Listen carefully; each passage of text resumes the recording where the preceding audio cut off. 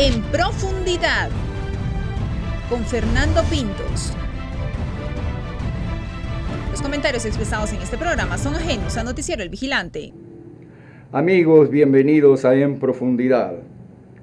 En esta ocasión, ya hemos tenido anteriormente una entrevista con el ingeniero Walfre Lara, secretario general del partido Poder, y como se nos quedaron muchas cosas en el tintero, vamos a hacer un bis, una segunda entrevista. Ingeniero, bienvenido.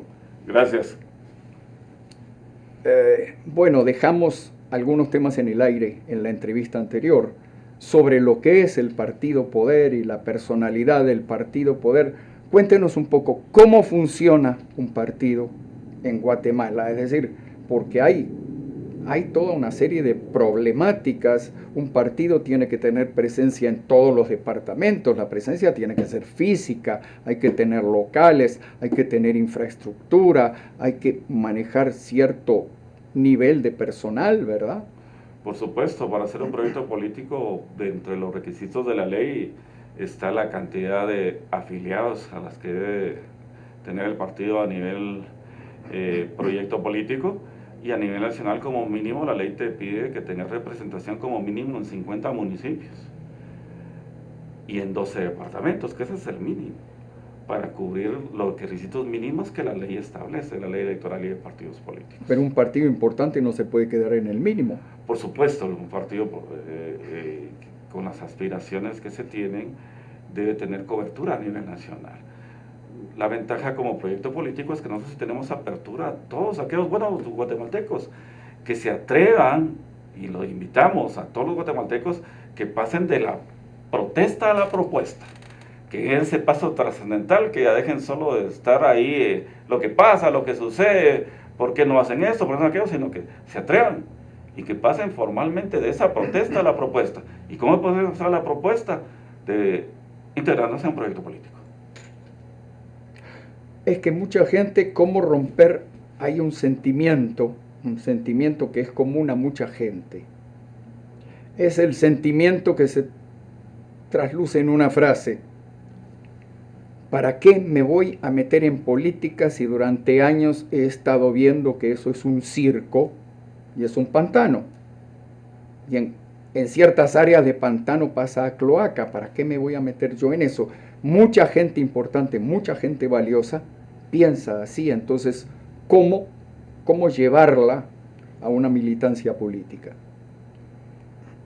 Es complejo, pero yo por eso recalco esto: que dejemos la protesta y pasemos a la propuesta.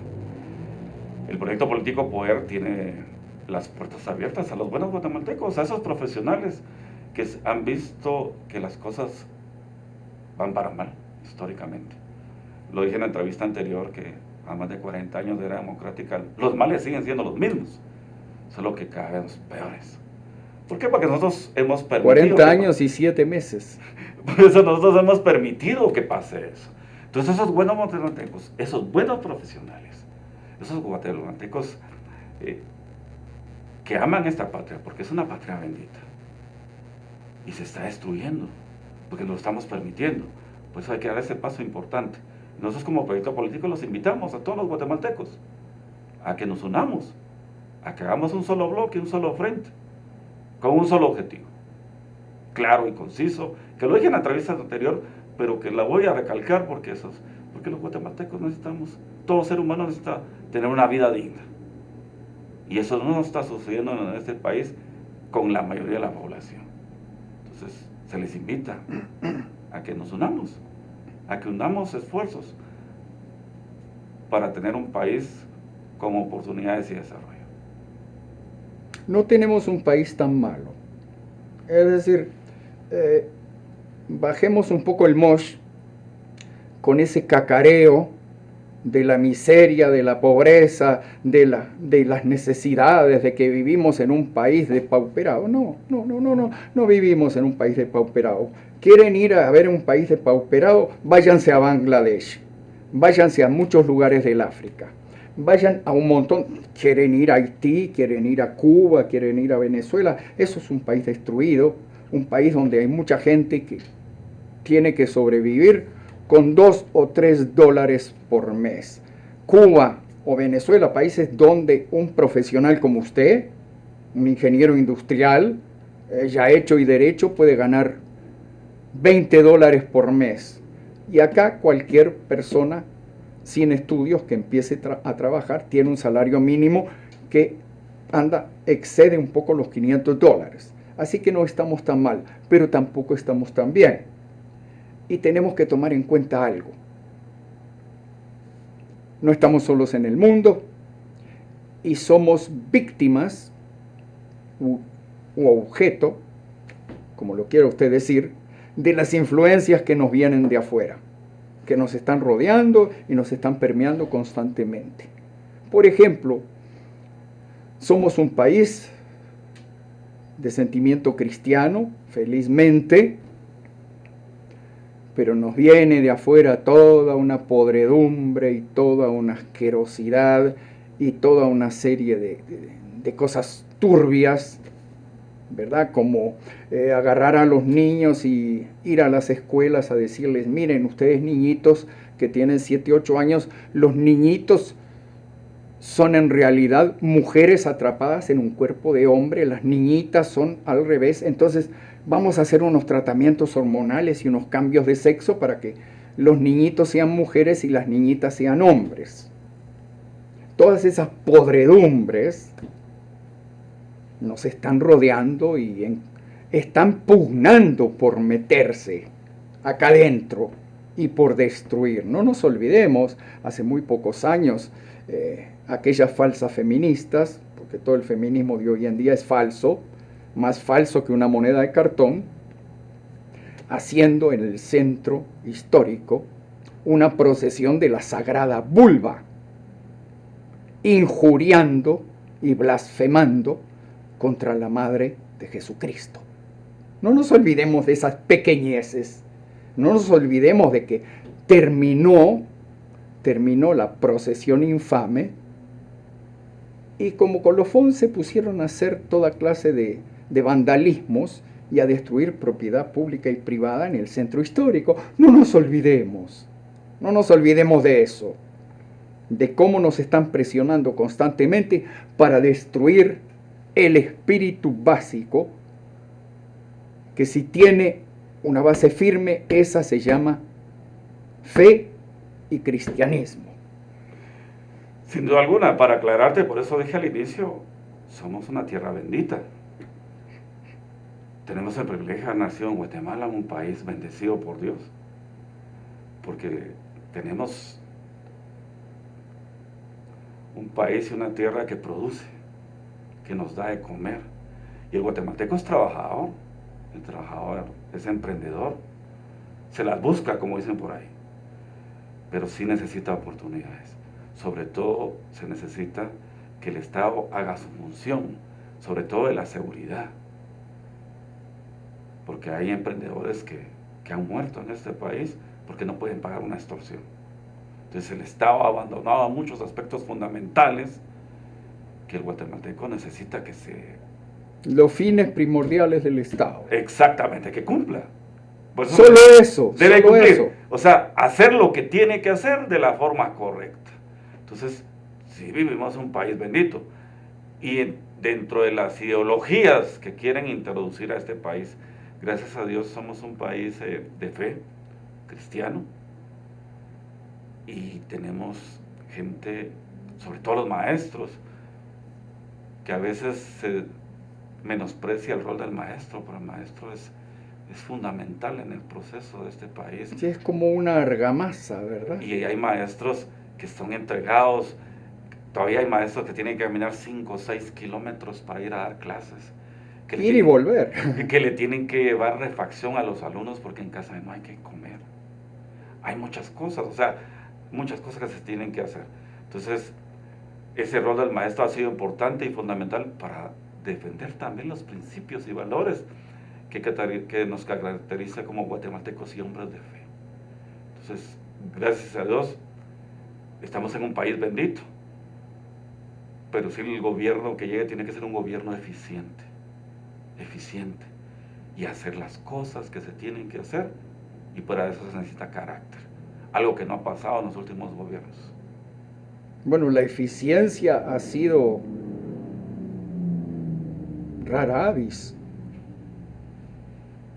y debería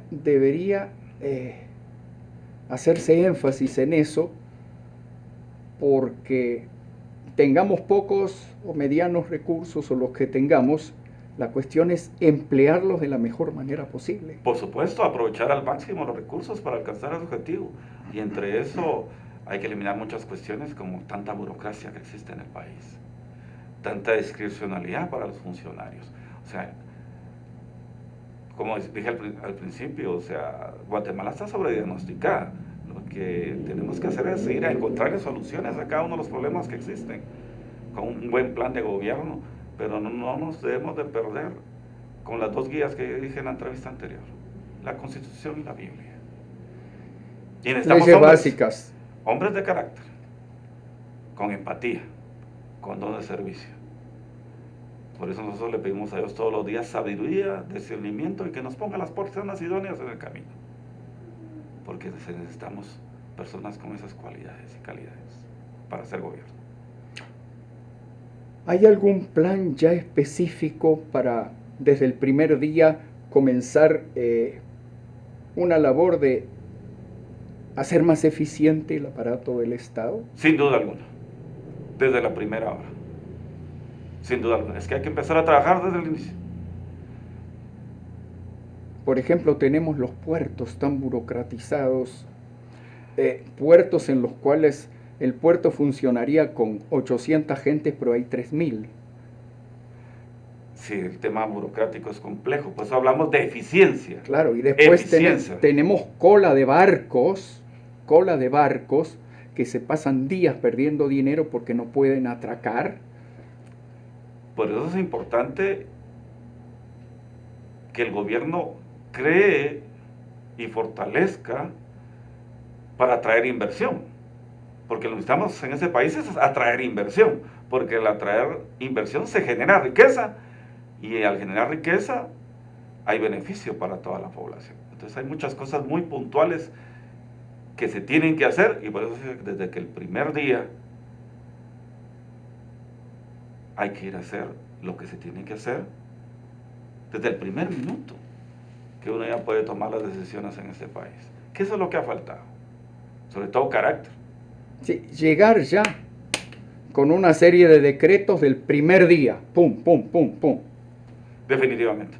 Por eso es importante que un proyecto político no solo se prepare y esté buscando cómo ganar elecciones, sino que se prepare elaborando un plan de gobierno eficiente y que se prepare para gobernar, indistintamente si gana o pierde una elección, pero ya se está preparado para las dos, sobre todo para hacer gobierno, porque la mayoría de proyectos políticos se preparan y buscan cómo ganar una elección, pero no se preparan para hacer gobierno. Hablando de hacer gobierno, hay muchas cosas dentro del gobierno importantes, y una de ellas es el combate contra la droga. Recientemente se lanzó en Washington una iniciativa llamada Escudo de las Américas, una iniciativa del presidente Donald Trump, que reunió como a 16 países de América Latina, entre los cuales no está Guatemala. Y fue una iniciativa para, en conjunto, combatir en serio el narcotráfico y defenderse todos los países en serio del narcotráfico. ¿Será posible que si llega el partido Poder al gobierno, eso se revea y Guatemala pueda ser parte de el escudo de las Américas? Sin duda alguna, es importante esa alianza estratégica. Al hablar de la frase no más de lo mismo, incluye cambiar todo eso, y no nos olvidemos que hay muchos proyectos políticos que no les importa de dónde venga el financiamiento, y por eso hay financiamientos complejos, difíciles. Nosotros como poderes tenemos muy claro de que no podemos ser como son los demás proyectos políticos, independientemente de dónde vengan o demás. Pero esa relación, no solo con Estados Unidos, pues, sino con todos los países amigos que lo que buscan es tener un territorio viviendo en paz, con prosperidad, con desarrollo y beneficio para todos sus ciudadanos. Entonces, esa relación Estados Unidos-Guatemala debe ser en ambas vías para beneficio de ambos países. Bueno, Estados Unidos es el principal socio comercial de Guatemala. Claro que sí. Y Estados Unidos tiene una característica. Las relaciones comerciales de Guatemala por lo general, hablemos de China, hablemos de India, hablemos de varios países, son tremendamente deficitarias. Por ejemplo, si Guatemala le compra a China 1.200 millones de dólares o 1.300 millones de dólares en un año, China le compra a Guatemala 30, 40 millones de dólares. Eso es un desbalance monstruoso.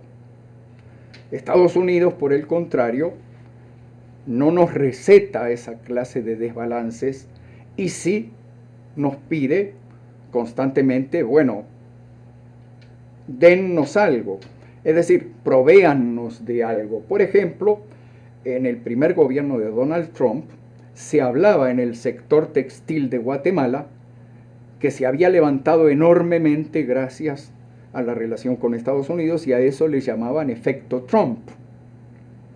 Me imagino que eso bajó con el gobierno del viejo Biden. ¿Cómo piensan ustedes manejar esos aspectos? Algo fundamental es que el empresariado debe unirse y en conjunto con el gobierno salir a vender a Guatemala, a vender en el sentido de comercio. En el buen sentido. De comercio. O sea, nosotros producimos café, producimos banano, o sea, tenemos un montón de productos que podemos ofrecer a nivel internacional y lo que tenemos que hacer es empresariado, gobierno, unificarnos y hacer negocios. Sobre todo con nuestro socio estratégico que es Estados Unidos. Porque al final eso, repito, aquí lo que se necesita aquí en este país es atraer inversión, generar riqueza, pero eso no lo puede hacer el gobierno. El gobierno lo que puede hacer es crear esa certeza jurídica para que inversionistas se atrevan a venir al país.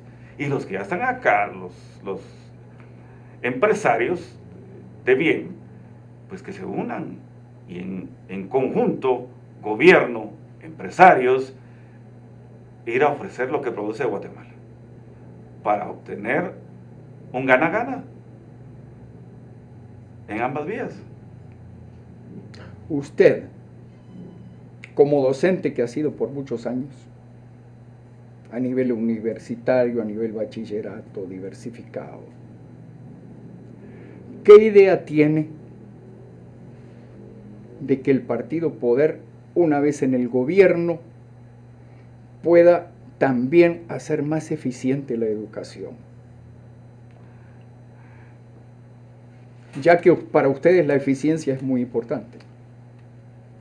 Históricamente, los cambios que ha hecho el Ministerio de Educación no han tomado en cuenta a los docentes, a los maestros.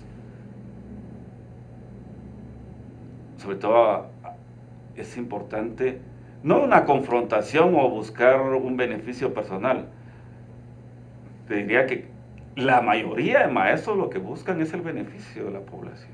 Entonces hay que tomarlos en cuenta a ellos para que propongan planes estratégicos para mejorar la educación en este país. Porque no es lo mismo un docente, como le dije al inicio, que camina 6-7 kilómetros para ir a dar clases en un espacio que no es el adecuado, en un lugar donde todos los niños llegan, tal vez sin haber cenado, sin haber desayunado, a alguien que esté en el área urbana. Entonces hay que tomar en cuenta, muy en cuenta a los maestros, a los profesionales, a los que han estado en el campo, no solo aquel de escritorio que solo supone o lo que escucha cree que es lo correcto, sino que hay que ir al campo. Partiendo de eso, hacer un plan estratégico para que las cosas cambien. Otra pregunta que creo que es crucial, ya se nos está terminando el tiempo, pero esto es muy importante, ingeniero. Con total honestidad, cuénteme usted lo siguiente: el Partido Poder, una vez en el gobierno, ¿será centralizador o por el contrario? Es que todo, ¿será autonómico? es que todo lo que ha venido sucediendo históricamente no ha funcionado. Entonces tenemos que descentralizar, tenemos que generar riquezas locales. Entonces, o sea, como repito, todo lo que ha venido sucediendo, la mayoría es malo. Otro error que cometen los gobiernos, que hay proyectos que sí funcionan y los quitan porque ya no es de ellos. Acá no es un plan de gobierno de un proyecto político. Aquí debe ser una agenda de gobierno para una nación. Una agenda de gobierno que se pueda darle continuidad, porque necesita mucho tiempo para hacer los cambios que requiere este país. Entonces no podemos seguir haciendo lo mismo porque vamos a tener los mismos resultados. Para terminar, pues, ¿cómo le daría usted un final a esta entrevista? ¿Con qué palabras? Tenemos que repetir algo importante, sin duda alguna. Primero, a los guatemaltecos indicarles la importancia del voto. Que analicen por quién van a votar. Que jueguen ese rol importante. Eso ya es un compromiso. Definitivamente. Y que todos debemos de comprometernos a sociabilizar, que el guatemalteco entienda esa importancia de esos 2-3 minutos que le iba a llenar una boleta. Y que no perdamos la fe y que tengamos certeza que lo mejor está por venir.